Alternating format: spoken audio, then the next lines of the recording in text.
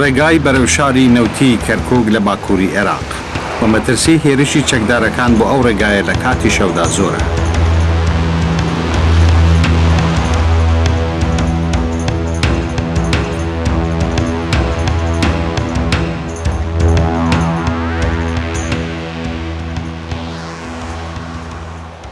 ئەو پیاوە خەریکی ئەنجامدانی ئەرکێکی هەستیارە.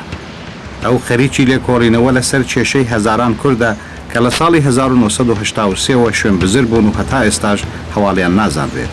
ئەوە دکتۆر محەممەد ئیحسانە وەزیری مافی مرۆڤی کوردستان. 8,000 زەڵامên barzanî hatine revandin li 4 kempên hikûmî li Kurdistanê sala 1983. Karê min gerekî ew bizanim çi hate serê wan yan kî vene. ئەو پرسیارەی دکتۆر ئیحسان بەرەو سەفەرێکی بە درێژایی 800 مایل بەناو وڵاتێک ڕادەچێشێت کە خەریکە دەتڵێتە ناو شەڕی ناوخۆ. من دکتۆر محەممەد ئیحسانم. ئەم کێشەیە کە دکتۆر ئیحسان پێکەوەی گرێ دەدات بەشێکی سەرەکیە لە دادگایکردنی سەدام حوسێن، بەڵام ئەم بابەتە گرنگێکی تایبەتی هەیە. هەموو ئەو پیا و کوڕانەی بێسەر و شوێنن سەر بە خێڵێکی کوردی بەهێزن بە ناوی بارزانەکان. بێسەر و شوێنکردنی ئەو خەڵکە ئەو ساتە وەختە دیاری دەکات کە ڕژیمی سەدام سیاسەتەکەی لە هەندێک کردداری درندانەی تاکوتۆ گواستەوە بۆ کوشتاری بە کۆمەڵ.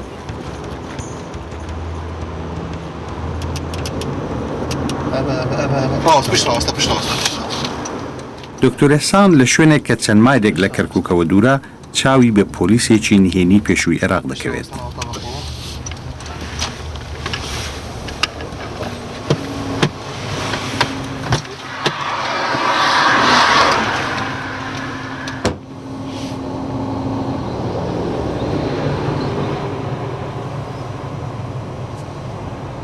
لە چەنەها کۆبوونەوەی نهێنی وەکو ئەوەدا خەریکی کۆکردنەوەی بەڵگەکان بووە تا شوێنی بارزانێ بێسەر و شوێنەکان ئاشکرا بکات.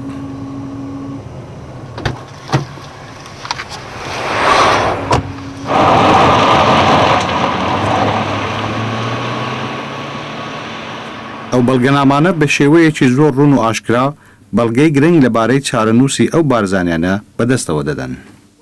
This is very important document. ئەvە دوکیومنتێکا زۆرا گرنگە کە لەلایە کۆنێل حەقی ئیسماعیل بەرسڤێ کاروبارên سیاسیە لە ئەمنا عێراقی کە تێدا دیارد کرد دبێشت هەیڤا 1983 بارزانی هاتنە ئەعدامکردن li devera Busayê li ser hedîdê Seûdiyê. Heqîqet dibêjim vêrê ye em biçîn ta ku karê xwe temam bikîn. Yani damçîne Busayê.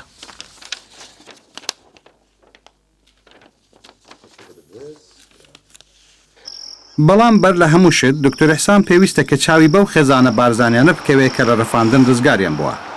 هەندێک لەو خێزانانە ئێستێ لە جەرگەی چیاکانی کوردستان دەژین. دکتۆر ئیحسان ئێستا هاتووە بۆ گوندی هەردان بۆ ئەوەی چاوی پێیان بکەوێت. سلام علیکم. هەستن کەرەمکن دانیشن. هەموویان کوڕ و باوک و مێردەکانیان لەدەست داوە. هەموویان لەو باوەڕەدان کە خۆشەویستەکانیان ڕۆژێک لە ڕۆژان دەگەڕێنەوە لایەن. حالت من تو بوومە بسیار کەس بتە بسیارکەم تا چەند کەس هەنە فالکری. بەێ بەنی سەرس کەسن گرتی. ناوی بابیان مالکو عثمان کوڕی مەستری عەبدەڵڵا کەریم عەونی عەزیز عثمان شەمیە مەسترە بەێ عثمانە 5 بچووکێتەن.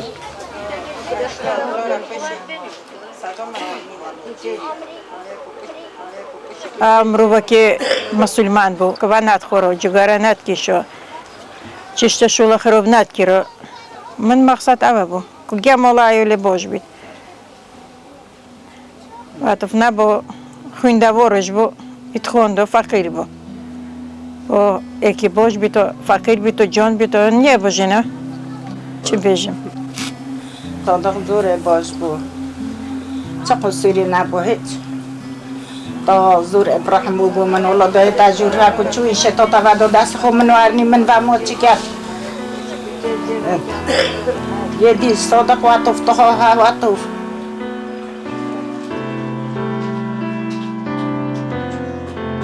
ئازار و مەینێتەکانی ئەو ژنانە هێزی هاندەری ئەو لێکۆڵینەوەی دکتۆر ئێحسانە.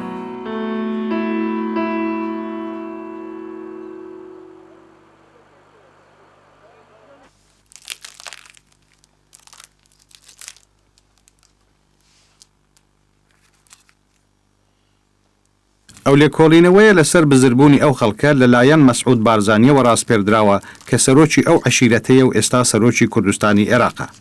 سعيدة 37 ئەندامی خزم و کەسی نزیکی خۆی لەلایەن ڕژیمی سەدامەوە کوژراون. ئەو هێرشە بۆ سەر عەشیرەتی بارزانی بەدوای ئەوەدا هات کە ڕێبەرایەتی کورد بڕیاریدا لە سەرەتاکانی هێشتادا لایەنگری ئێران بکات لە دژی عێراق. حقت شر إما لقال العراق بيش شر إيران وإيران بو إيران وعراق بو دوای وەستانی شەڕ ئیران و عێراقی شەڕێمە و عێراق ڕۆ نەوەست. لە ماوەی ئەو شەڕەدا هێزی پێشمەرگە لە بربەرەکانەی لە دژی سوپای عێراقی ڕۆڵێکی گرنگی جێرا و توانی هێرشی سوپای عێراقی لە باکوور ڕابگرێت.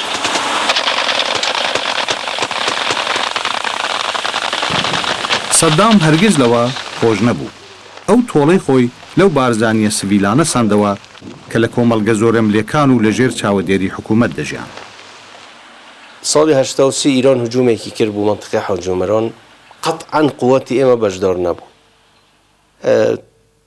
طبعی لە بیدایەتە ڕژێمی عێراق تووشی شکست بوو. اینجا سەدام هاتبوو بوو دیانە لەوێ هەموو حەقد و ناپیاوەتی خۆی لەوە دەرکرد ئەو بارزانیە ئەسیر بوون لەبەر دەستی ئەو بۆی شکستی خۆی پێ تەختیە بکات وتی وەڵا بارزانیەکان یارمەتی جێشی ئیرانیان داوە حتا ئەگەر لە حاڵەتێکدا ئێمە یارمەتی جێشی ئیرانیشمان دابوو بیت خۆ بارزانیانە مەسئول نەبوون لەو سیاسەتە ئێمە مەسئول بوون. تنتني أحمل مدفع أزوقت جند وأدفع وأرى نصر يغني عندما الرايات ترفع. دروست مانجێک دوای ئەوەی کە کوردە بارزانیەکان بران سەدام بەڕاشکاوی دانی بەوەدا هێنا کە ڕژیمەکەی دەستی لە بێسەر و شوێنکردنیاندا هەبوو. ئەوە هەیڤانەها 1983 کە تێدا سەدام حسێن چەند کوردێکا داوا دکێتە بەغدا تاکو گوێ خۆبنە ئاخفتنێ نوی. ئەف فیلمەت ئێتە بەڵاوەکردن سەرانسەری عێراقی و تێدا بڕاستی دیارە کە چوون ئەف کابرای هەنێ بەرپرسێ سەرەکیە سەرکوشتنا 8,000 بارزانیان کورد. ونقلوا هذه الخيانة إلى بعض أوسع من العائلة المباشرة حتى ارتكبوا هذه الجريمة في أن يكونوا عون جيش الفرس وأدلائهم لاحتلال أرض العراق وتواطأ معهم بعض من سموا بالبرزانيين وقد نالوا عقابهم الصارم وذهبوا إلى الجحيم.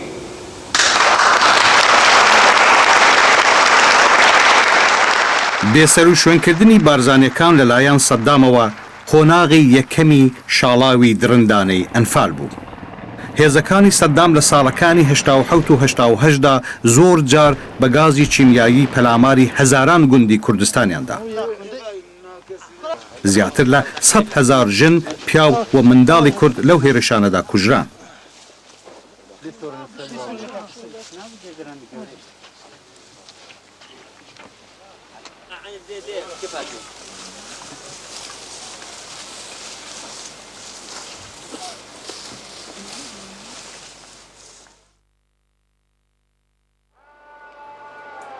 دکتۆر ئێحسان لە هەولێرەوە سەفەرێک دەست پێ دەکات بەرەو بیابانەکانی باشووری عێراق لە نزیک سنووری عەرەبستانی سەعودی. ئەو بەدوای ئەو بەڵگانە دەگەڕێت کە ڕژیمی سەدام بەو تاوانە واتە شارنەوەی تەرمی بارزانیەکان گرێ دەدات. هەر لە سەرەتاوە سەفەرێکی مەترسیدارە.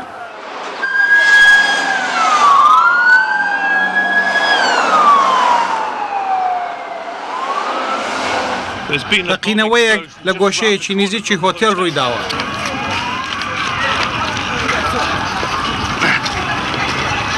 هیچ شتێک نابینم بەڵام شتە سەرەکیەکە بە دڵنیایی لێرەیە. ئەوان لەوە دەترسیان کە بۆمبێکی دیکەش هەبێت.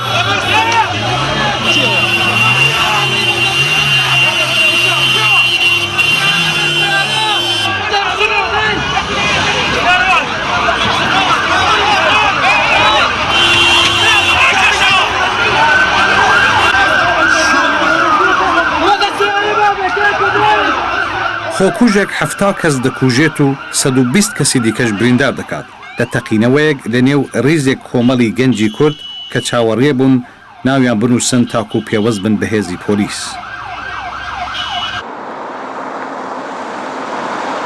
بەڵام وێرە ئەو مەترسیەش لێکۆڵینەوەکە دەست پێ دەکات. مانجی ئەیارە و سەفەرەکەمان 4 هەفتە دەخایێنێت. لە کاروانێکی 4 ئۆتۆمۆبیلیدا هەولێر جێدێڵین و بەرەو باشوور بەڕێ دەکەوین. سەرەتا دەبێت بەناو ئەو ناوچانەدا بڕۆین کە لەژێر کۆنتترۆلی هێرشبەرانی سونیدان ئەو هێرشبەرانەی کە بەردەوام بە درێژایی ڕێگاوبانەکاندا کەمیندا دەنێنەوە بۆ ئەو ئۆتۆمبیلانی تێدەپەڕن و مسافرەکان دەرفێن و دەیان کوژن.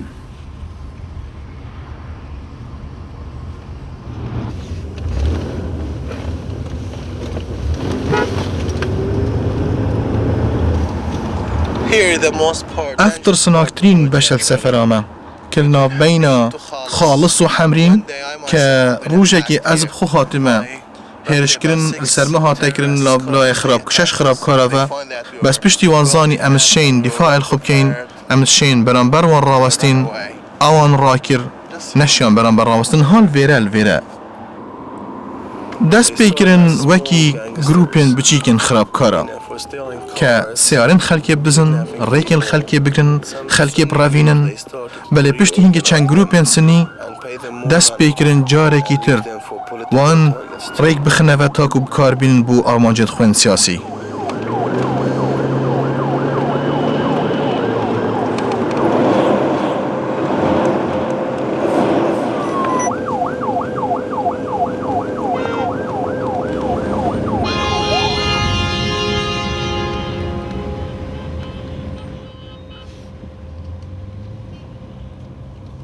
چوار کاتژمێر دواتر لە دەرەوەی بەغدا. هەموو شتێک ئاسایی دێتە بەرچاو بەڵام هێرشی یاخێت چەکدارەکان لە ئاستێکی بەرزدایە و لە کاتێکدا کە بەرەو ناوشار دەڕۆین ئۆتۆمۆبیلێکی من ڕێژکراو دەتەقێتەوە و 17 کەس دەکوژرێن. ئێمە لە هۆتێل بابیلۆن دەمێنینەوە و لە باری ئەمنیەوە نیگەرانی. ئەو بەری ڕووباری دیجلە ناوچەی سەوزە. ناوچەیەکە کە بە توندی پاسەوانی لێ دەکرێ و شوێنی دام و دەستگاکانی حکوومەتی عێراقی و باڵوێزخانەی ئەمریکایە. ئێمە لە دەرەوەی ئەو ناوچەین و دەبێ خۆمان پاسەوانی لە خۆمان بکەین. ئازاد برای دکتۆر ئیحسان بەرپرسی ئاسایش لەو سەفەرەدایە. I tell them anybody after 12 come to this floor I gotta kill him. No excuse. They say okay, no problem. Nobody come. After 1 o'clock nobody come to the 9th floor.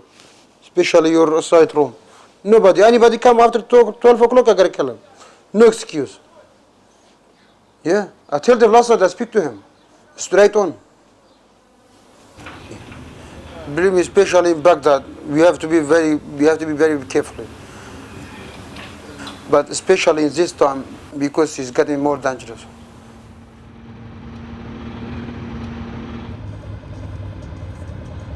ئەو بە دوواداگەرانە دەمانکێشێتە ناو جەرگەی ناوچەی یاخێت چەکدارەکان لە دەرەوەی بەغدا. دکتۆر ئیحسان بە دوای ئەو بابەتانە دەگەڕێت کە ڕاستەوخۆ سەدام حوسێن بە کوشتنی بارزانیەکانەوە دڵکێنێت.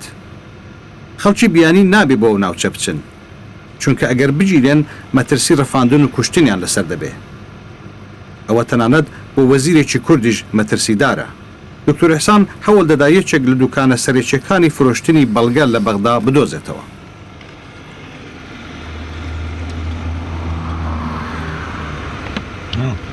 دقيقة مثلا لو بين خارج ما بس دقيقة لونه كبيشي this house okay yeah we got it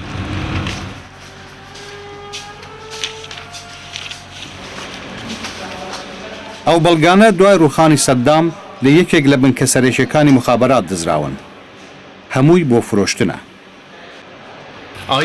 ئایا هیچ هیوایەکت هەیە بۆ دۆزینەوەی زانیاری لەسەر بارزانەکان لێرە؟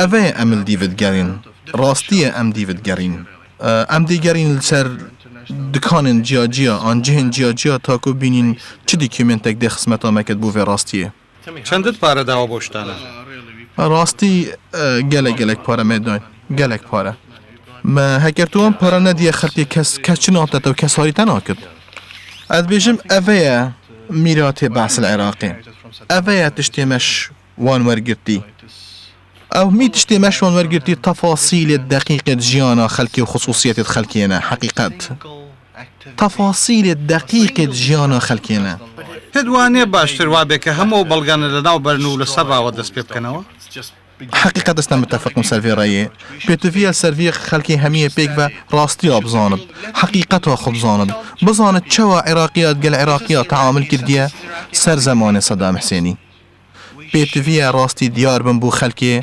تاكو آينديكي قش حاضر ببدبوان أفيا مش صدام حسيني ورقتي مش عراقي ورقتي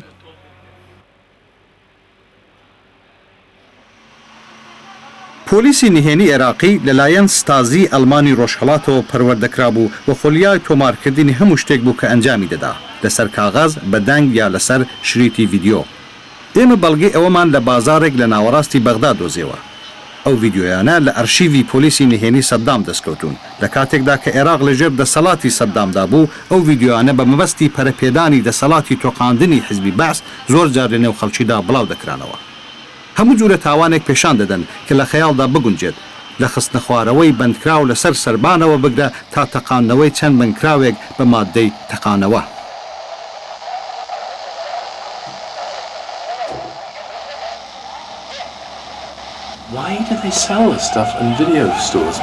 بۆ شتانە لە سیدی فرۆشەکان دەفرۆشن تزاني أفلمت هني هاتنا بازاري بريكا مخابرات العراقي مخابرات العراقي أفلمت هني هميدانا بازاري أفاج ريكا كي ترى دات فروتنا ترسية بو خلقية دا بين نبيرا خلقية بأنه أمل فيرنا أفا بريكا ما تعاملت كد قلوة ولا داهاتوشدا بەردەوام دەبێ راستي نوكاجي هر بردوام من سيرفي كاري أفا ريكا تعاملان قل خلقية هیچ ڕێگایەک بۆ ڕاگرتنی ئەو توندوتیژە هەیە اد بيجم جلك زحمته راستي كاتكي كاد بيج تاكو افكار بتا راستاندن ام محتاجي تو سي جيلانا بين جهورين الفيولاتي اجبر حقيقة والي هاد زور ترسناكه والي هاد يتنظاني كيه دقلتا كيه دجيتا والي هاد تنظاني كيه هفالتا كيه برايتا والي هاد تنظاني كيه خرابكار و كيه كابرايكي باش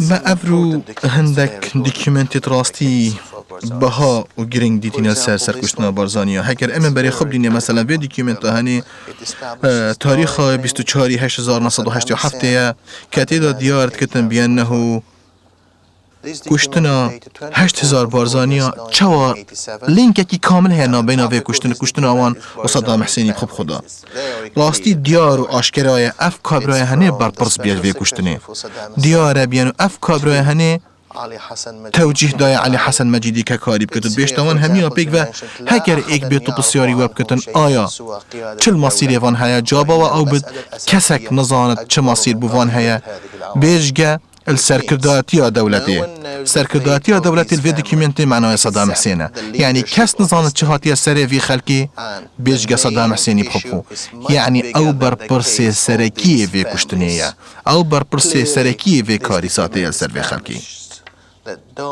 صدام حسين بحبه أو بتأمري بكشتنا بتوجيهاوي أف خلقي هاتية كشتن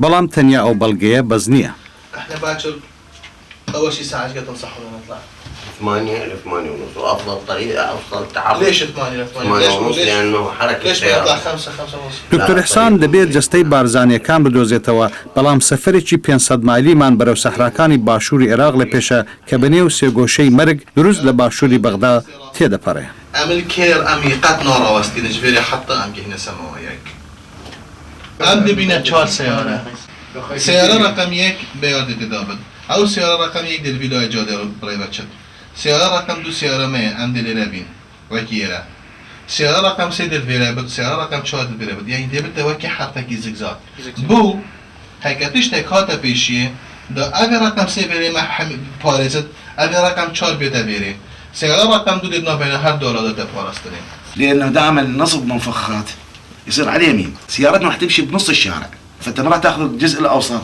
راح تصير صعبة عليه ذاك بالنسبة لي يفجر هاي من كيف راح يصير بكيسي مالها على اليمين من كيف الأخيرة الواجبات مالتكم جماعة اليمنى بالسيارة يقول له أنت جماعة اليمنى مالك علاقة بيه وأنت جماعة اليسار مالك علاقة بيه يعني يصير من مو يندار باليسار على اليمنى لأن يصير إشكالات بيناتكم أنتم بداخل السيارة هيك ما سيارة جديد شكيبت جهة شكيبت للريكي ياك أني هيك سيارة جهة شكيبتن عندي راوستين هندي راوستن حميد أنا خالد السيارة تفتش كن حمية بيكبر وهدوء إن شاء الله وأنت صباح قبطان أنا وهدي من بين المشكلات صباح قدم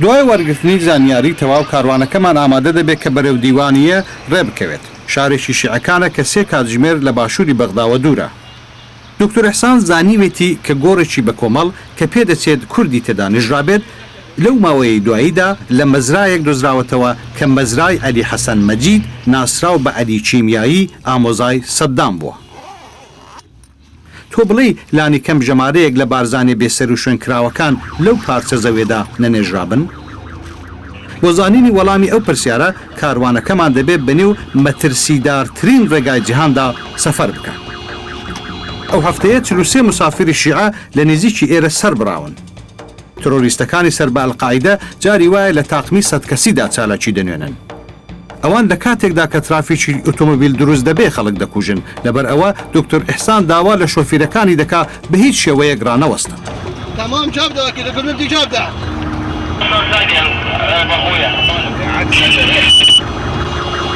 دير بالك اثنين فوق الجسر دير بالك دول اثنين فوق الجسر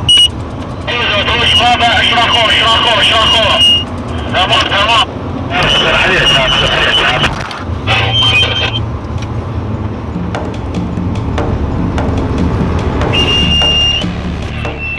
دير بالك محاولة كلها خطأ قدرنا نشوف هذا وين هذا قيس باشو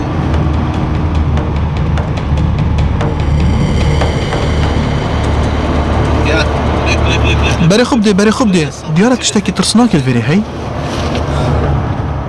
کاروانەکەمان سرنجی ئەمریکایەکانی ڕاکێشاوە و لەوە دەترسین کە لە نەکاو و بەبێ ئاگاداریمان لێمان بدەن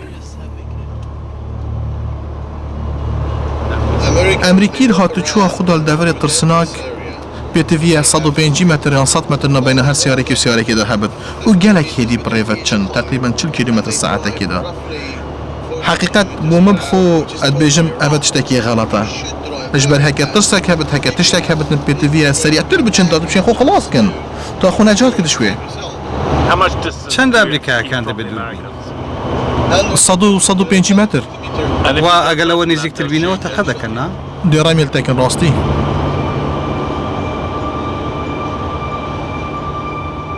لەو ناوچەیەدا دەنگۆی ئەوە هەیە کە جۆرە هاوپەیمانێک لە نێوان ئەلقاعیدە و تاقمە بەعسەکاندا هەیە ئەمل چ سەیتەڕانە ڕاوەستین ژبەر گەلە جارە خراپکارە بخۆ خۆجلێ شرتات کەنە بەرخۆ ئەو سەیتەڕە دانن بۆ خەلکێ تاکو خەلکێ بگرن ئایا ئەگەر لێیان تێپەڕین تۆ بڵێ تەقەمان لێ بکەن بەێ گەلێک باشە تو بخۆ خۆ عەجەلەتی ڕابچی هەیکەروانە بتن ئەو چ وەختی بڕاوەستن دێتە ڕافینن هەیکەتە ڕافان دیمانە تەکوژن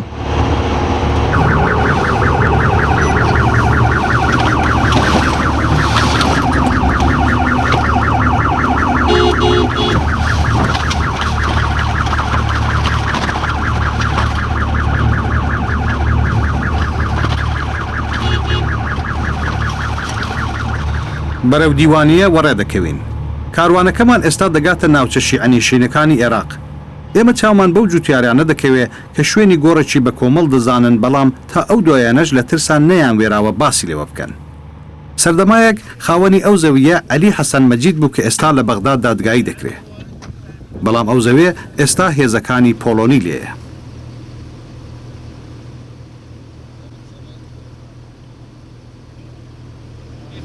بال91 بعد الانتفاضة صارت عندنا كالإيجار ليه نعم. إيه. فعن طريق جماعة جروها السيد خلف النعيمي كركوك تعرفه نعم. صديق علي حسن مجيد. علي هذا المزرعة هاي مال علي حسن مجيد وخلف النعيمي. نعم. فانتم شو وقت اكتشفتم بينهم كانت 90 94 بدنا عبر ذاك النهر الرئيسي ذاك هو الطرفة ذاك يسقي يشبقه الارض اللي هنا فهذا بدنا نعبر لها ماي منها هم هاي نسقيها كذا هاي هسه بيها زرع هم ميدان رمي بس مجرتها في الالياف صارت عقود بدنا نعبر لها نهر من النهر الرئيسي لهنا من بدايه من حفر لقيناها. شلون منو تتوقع بيها منو كان بيها شلون شفتوا الملابس اللي لابسيها هم؟ اللي اعتقد ملابسهم يعني ملابس اتذكر قطعه من القطع اللي لقيناها زي كردي معروف.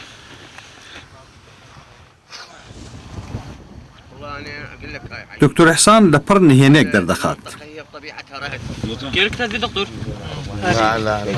أفطر ما نهاتيا كشتن إش دروي تشالي أبيشم يتكشتين الداخلي تشالي دو آخد آبت نسر دياره وكأنه بساخي هاتيا كشتن.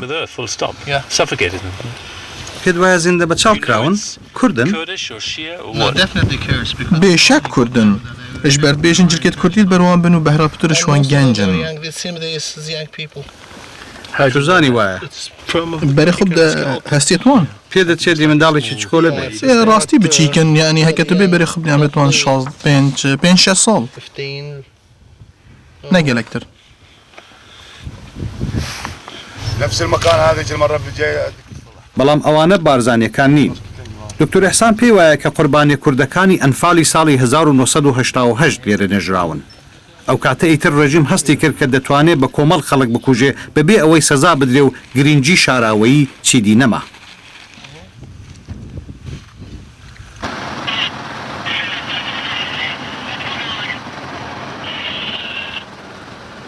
لێکۆڵینەوەی ئێمە بۆ دیتنەوەی بارزانەکان بەرەو سنووری عەرەبستانی سەعودی ڕامان دەکێشێ.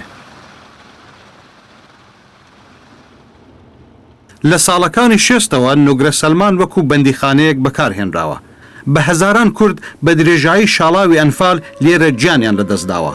پێدەچێت کە بارزانەکان بۆ ماوەیەکی کەم لە نوگرە سەلمان ڕاگیرابن پێش ئەوەی بۆ ناو قوڵایی سەحرا بگوێزرێنەوە.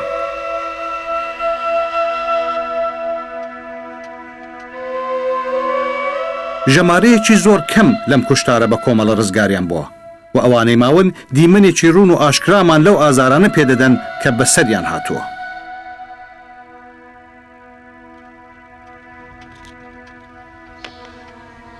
من دوو برام لەگەڵ دوو خوشکم لەگەڵ دایکم ماڵی باپیرم و نەنکم و دوو خاڵم لەگەڵ پورێکم ئەمانە بەیەکەوە بووین.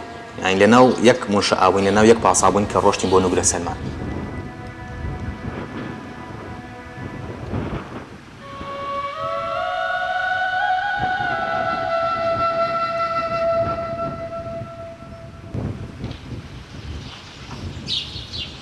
شنو آخر زمان قال نجيب ونرجب ولا خاور بركة ولا زن ولا منار ولا قبرة ولا بشوف ايش فروا ولا سلمان فروا.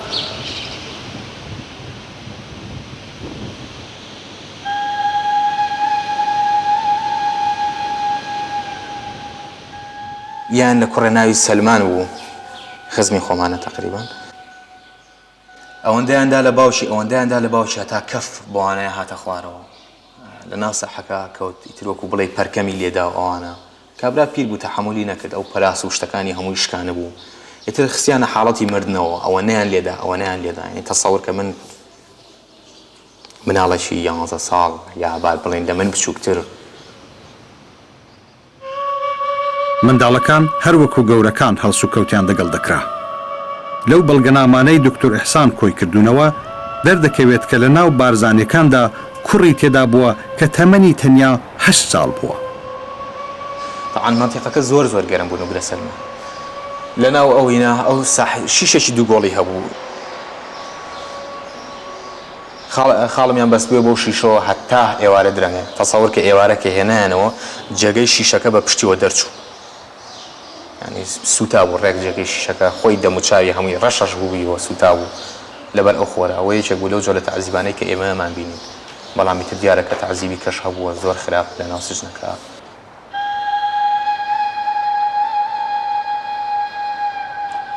هزار دانه کەس من خۆمە زانم 11,000 کەسی تیا بوو لێە ئیتر ئەوەی مرد و ئەوەیشی ما بردی و ڕۆی و قوتی کرد و دوعای سەری تۆ من خۆم ئاوا تەماشامە کرد مشاعەکە هات شینیە بوو لێرۆ بۆ و قاعەیە بوو بارێک کرد لە گەنجەکان و ئەیبرد و ئەیکرد لە ژوور و 3 چارەگ نیم سەعاتی پێش و ئۆنەیترەی هاوردەی هەمووی برد ئاش بەتاڵ.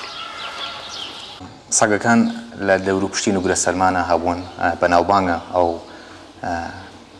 چیرۆکە کە ئەو سەگان لە دەور و پشتی نوگرە سەلمانە هەبوون هەر کەسێ لە سژنەکە کە بمردایە یەکسەر لە دەرەوە فڕیانەدایە بەردەمی سەگەکان و سەگەکان ئەو شەخصیانە برد.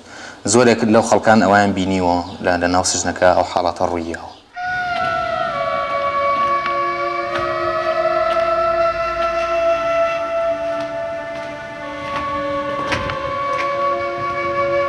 أخويا تذكر روضنا أخويا عمرو حمزة بسنة لنجاة مجاي تروح كامل أخويا عمرو حمزة بسنة نامي عمرو زيان.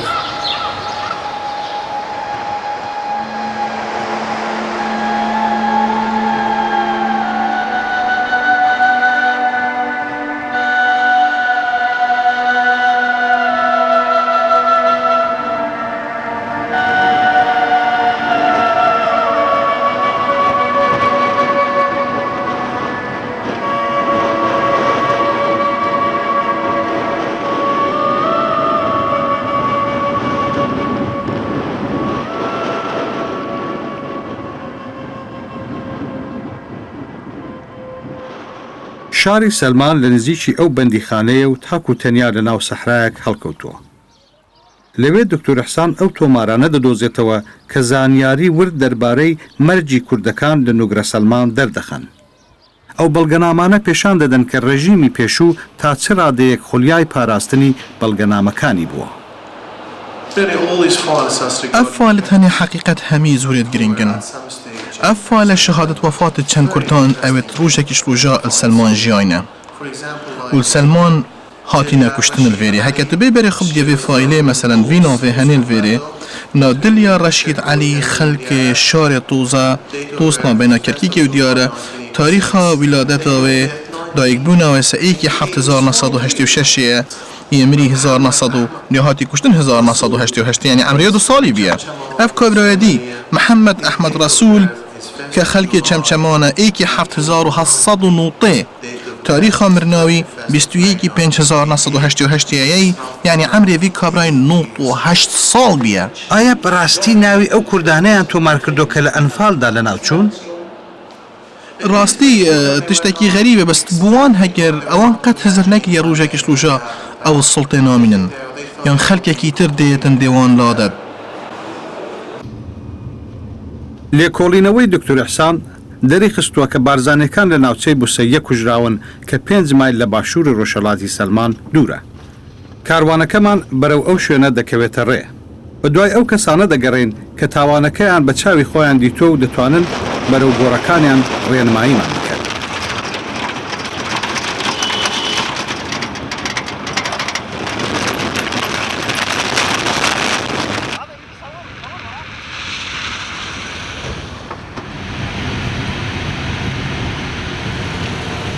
وسەیە ئاخرین خاڵی عێراقە پێش سنووری عەرەبستانی سەعودی. گوندێک بەو ناوە ناسراوە کە کاتی خۆی لەلایەن پۆلیسی نهێنی سەددامەوە بەڕێوە دەبرا. زۆربەی دانیشتوانی ئەو دێیە لە عەشیرەتی جاشمن کە عەشیرەتێکی سونیە و کاتی خۆی یەکێک بۆ لەو عەشیرەتانەی کە پشتیوانیان لە سەددام دەکرد. ئێرە ناوچەیەکە کە زۆرینەی شیعە لەگەڵ کەمایەتەکانی سونەدا پێکەوە دەژین و نەبوونی متمانە بە یەکتر ڕەگ و ڕیشەیەکی قۆڵی داکتاوە. دکتۆر ئەحسان کەسێک دەدۆزێتەوە کە بە چاوی خۆی مەسەلەکەی بینیوە. شوانێک بە ناوی ئەبوو نایف کە شیعەیە لە ساڵی 1983 لە بوسەیە شۆفیری سوپای عێراقی بووە. ئەو شوانە دەڵێ کە بارزانەکان لە نزیکی بوسەیە کوژراون.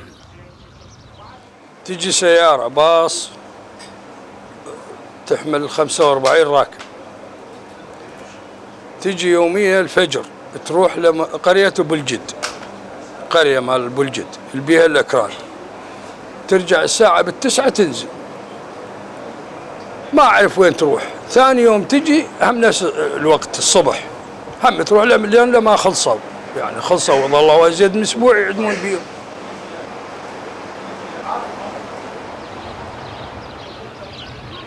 دوکاندارێکی دەڤەرەکە کە ئەوی شیعەیە بەباشی ئەو ڕۆژەی وەبیر دێتەوە کە کوشتنی بارزانەکان دەستی پێکردووە.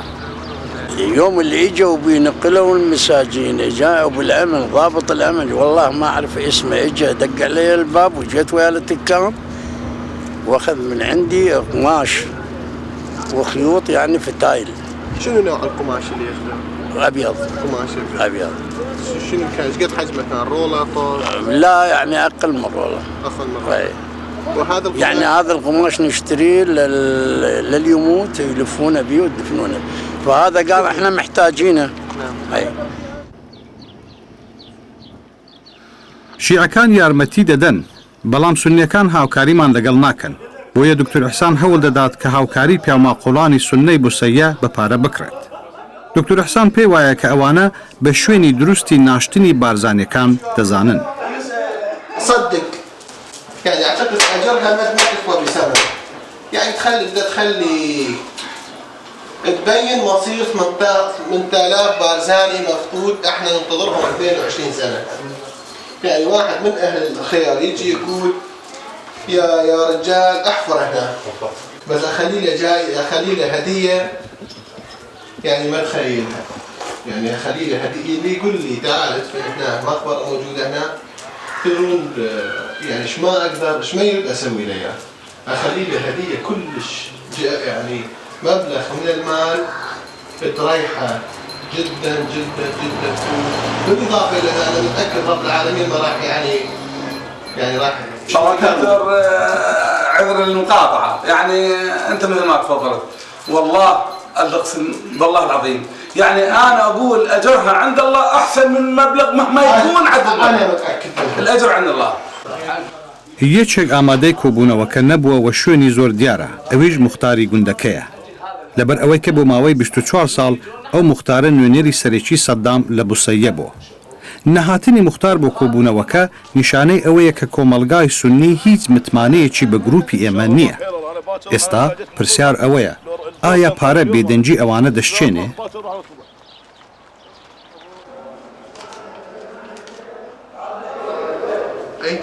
$800 بووی کابرای ئەوێ حەتانوکە هاتو چوامەکری و هاریمەکری. $500 بووی کابرای ئەوێت بێژت ئەس دەوی کەسینم دەهاری وە بکردن. 400 بوو کابرایەکی تر، 500 بوو کابرایەکی تر، 500 دی بوو کابرایەکی گوتی دەچمە ناسریە سایقی تەنکەرە ئینمە هاری وە بکرد. یعنی حەقیقەت کەسی هاریمە نەکریە بێ مقابل.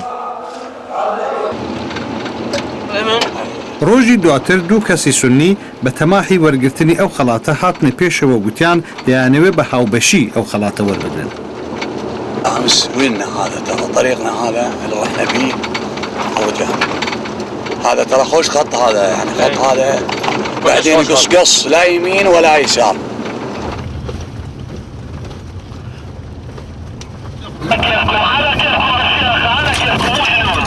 This looks pretty empty, Azad. Why do you need that big gun? You know, maybe for example something happen, you know. You think something might happen or could? Yeah, maybe, you know, nobody know. We just have to be, you know,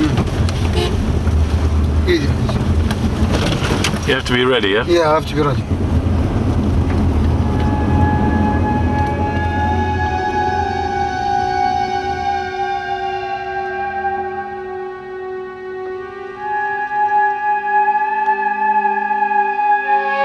ئەو دوو عەرەبە سونیە بەرەو ئەبوجید ڕێنماییمان دەکەن کە شوێنی مانەوەی سەحرانشینەکانە لە ناوەڕاست بیابانێکی چۆل و هۆلدا. ئەوان دەڵێن لەسەر ئەو باوەڕن کە بارزانەکان لێرە کوژراو و نێژراون. بارزانیش بەری کوشتنا خولڤێرە ژیاینە. بە چی ڕادیارە؟ گویا خوددانە خەلکی و پرسیارکردنش فێ خەلکی دەورڤەرێ لڤێرە ژیان ئەوت بێژدەتە بارزانی لڤێرە ژیاینە فترەکی کورد. ژبەری بێنە کوشتنی و ببنە بوسەیە ببنە لایە دیێ سەحرایەکە بێنە کوشتن. حەقیقەت وەختێ تبینی تەزیاتیەکە بدلێتە دەدێتە خوار تبینیە بە شینوارێ وانە.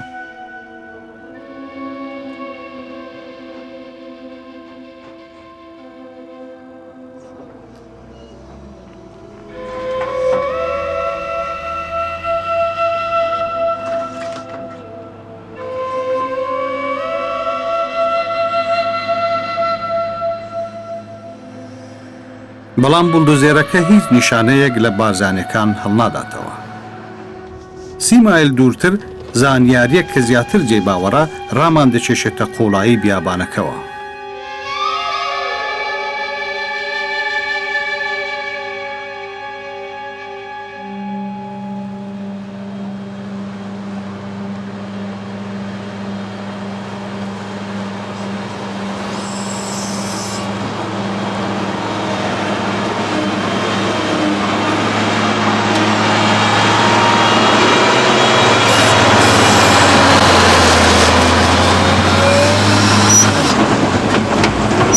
إنادنا خلقي بوفيرا الفي جوي الفي جرمي راستي جهنمه هكا تو بسيار بكي أمبو شاف كاريت كين حقيقة كاس نشت روش كاري بكت الفيري درجة حرارة 52 يعني 52 راستي جهنمه ئێستا خەریکە زۆر گەرم دەبێت. راستي گەلێک گەرمە. درەنگانی شەوە و هیچ شتێک نەدۆزراوەتەوە. دکتور ئێحسان تووشی ناهومێدی دەبێت. كم واحد فيكم يعتقد بأنكم تخمين؟ أنت تعتقد أكو شيء؟ استاذ اذا التخمين ماكو ماكو تخمين أكو؟ والله استاذ شكلك ما اقدر اقول لك. وانت وانا اقول ماكو شيء. ايش شقوا هذه القاع مرفوضه ايش فيها صحيح يعني توقعنا فيها وما طلع شيء. هاي القاع انت تتوقع شيء؟ لا انت تتوقع شيء؟ اتوقع انا اتوقع شيء. I think we will try. Let us try. You're going to do this bit here, yeah? This I will do this bit here too.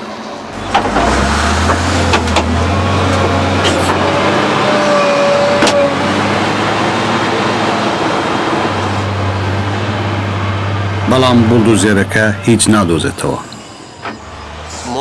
مشكلة ما سركي همي زانياريت مهين دستي دوينه اجبر اف خلقي هالفيري كارت كت افان دست الفي كشتني دا هاي وكسك نية جرعات بكت بيت بيشتما ورن طرميد والفيرينا اجبر بهرا بترج في خلقي امي ام تعامني قلوان كين كارت كرنجان رجيما بيشن اما شرطة بيا آن گمرك بيا آن مخابرات بيا ظلامكي حكمتا بيشن بيا دست الفي كشتني دا هاي پێت وایە هێندێکیان لە کوشتنیاندا دەستیان هەبووە؟ ئەس متأكدم بشك گەلێکا دەست لێ کوشتنی دا هەی.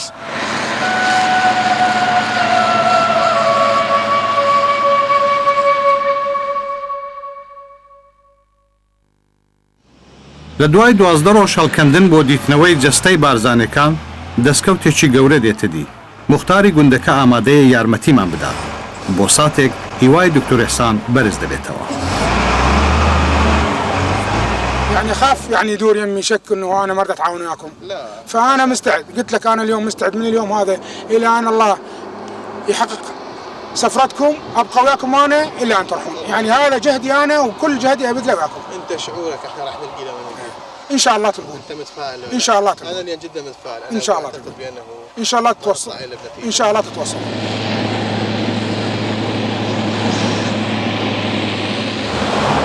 بەڵام وێڕای پێشنیاری یارمەتیدان لەلایەن مختارەوە هیچ شتێک ناگۆڕێت.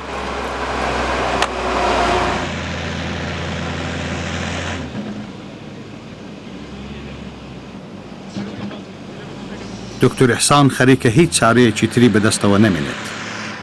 خۆراک و ئاو و هیوامان کەم بوونەتەوە. کاتی گەڕانەوە بۆ بوسەیە خەبەرێکی ناخۆشمان پێدەگات. یاخێ چەکدارەکان لە ناو گوندەکەدان. ناچارین لێ کۆڵینەوەکەمان بەجێ بێڵین و بەرەو باکوور بگەڕێنەوە. كل سلاحك جاهز، كل سلاح جاهز. پێدەچێت کە لێ کۆڵینەوەی دکتور ئێحسان کە 14 ساڵی خایاندووە بە هیچ ئەنجامێک نەگەیشتبێ. لەگەڵ مختارەکەدا ئاخر چاوپێکەوتنت هەبوو. مگوتێ مختار ئەس متأكدم 100% تو هەمی تشتی سەرفی حادیثت زانی. تو مختار بی ساڵە 1965 حتانوکە. ئەس تا تاوانبار ناکەم ئەس نابژمێتە تو بەشێکی تێدا. بەس هەمی تشتی ئەسل دیتگەرم من خەلکی خودوێت vەگەڕینمەوە. ئەزل ڕاستیە کوشتنەوانت گەرم من لەشێتوان vێن ئەvەیە ئەزل دیوت گەرم بۆ ڤیکاری.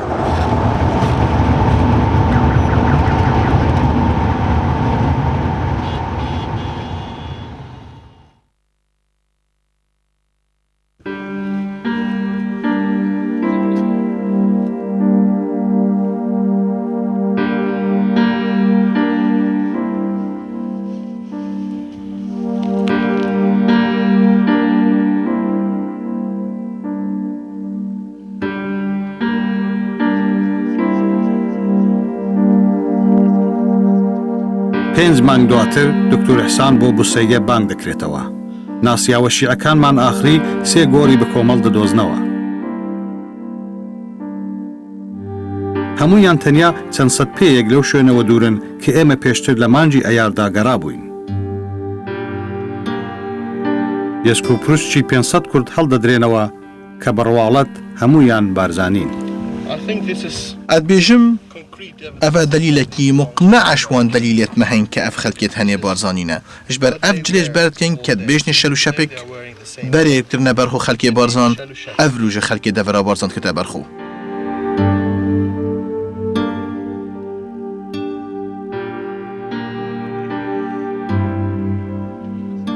پشتیوان کاری ساتا پشتی وێ زڵم و زوریە ڕاستی ئەدبێژم زۆرێ زەحمەتە پێک وە بژین لە وڵاتێکیوە زۆرێ زەحمەتە ئایندەیەکی گەش هەبتلڤی وڵاتی هەکر ئەف خەلکی اعترافی بزڵم و زوریا خو نەکرد. gelek cara midved ez tejbîha komelka Iraqî bikim bi kabirayekî nexweş e'tirafê neketib nexweşiya xwe. Ev e serê gencekî tirî barzaniye keçaflê hatine girtin ji berî kuştina wê. خواوانە هیچ وەختێک لەبیر نەکردن. یعنی ئەمە بەمە نقطەیەکی ڕەشە بە ناوچەوانی ئەو تاوانبارانە و لە هەمان کاتیشدا خاڵێکە کە هیچ کاتێک لە بیری کورد ناچیتەوە. بەڵام بە تاکید هینانەوەی بۆ ئەوەیە ئێمە ئەستا ممکنە وەکو مەقبەرەیەکی جەماعی بووان دروست دەکەین. هەروەکو گوتم بۆ یەکیان نەسلەکانی داهاتوو لە بیریان نەچی و ئەوانەی دەرەوەش بێن بۆی بزانن کە چه تاوانێک بەرامبەر بە کورد کراوە و ئەم دەستکەوتانەی کورد بە چ قیمەتێک لەسەر ئێمە تەواو بووە.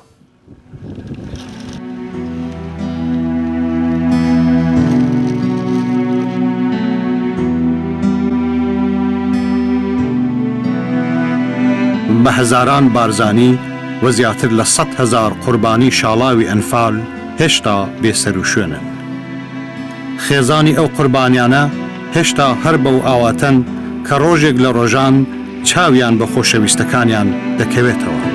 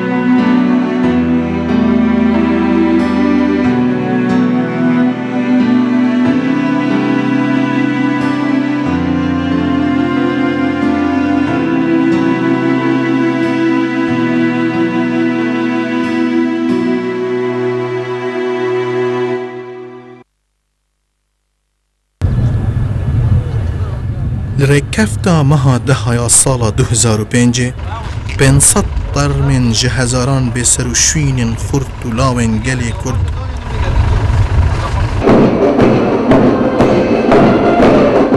dirê û rismeka bêhevberda بۆ ئاخا پیرۆزا Kurdistanê hatine vegerandin.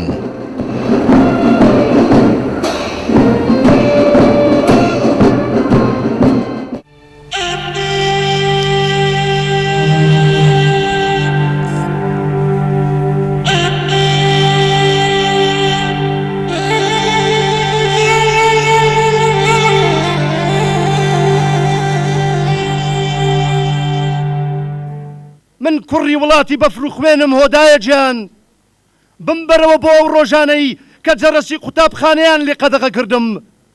هۆ بابە گیان هۆدایە گیان بمبەرەوە بەستاش ئەڵقەی دەستگیرانیەتیم وا لە نێو ئیڤاکانی ئەنفالدا کەوتووە. بمبەخشە هاوسەرە ئازیزەکەم وا دێمەوە ئەنفال منی لە تۆ کرد ئەنفال تۆی لە کۆرپە کرد ئەنفال زەرجی دایکمی لەتلەت و دڵی باوکمی هەنزن کرد وا هاتمەوە بوو کە دەست بە خەنەکەی کوردستان.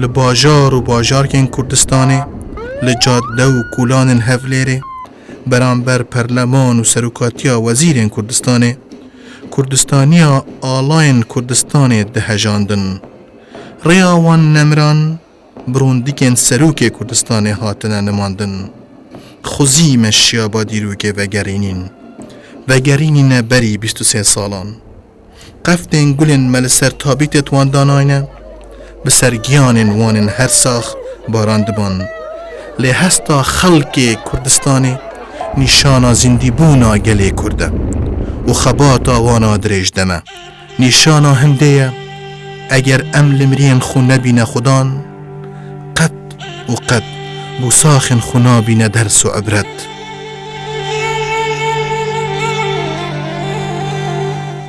اوش دسپیکا پروسکا زور درش خاینه دسپیکا وگراندنا انفال کرین کردستانیه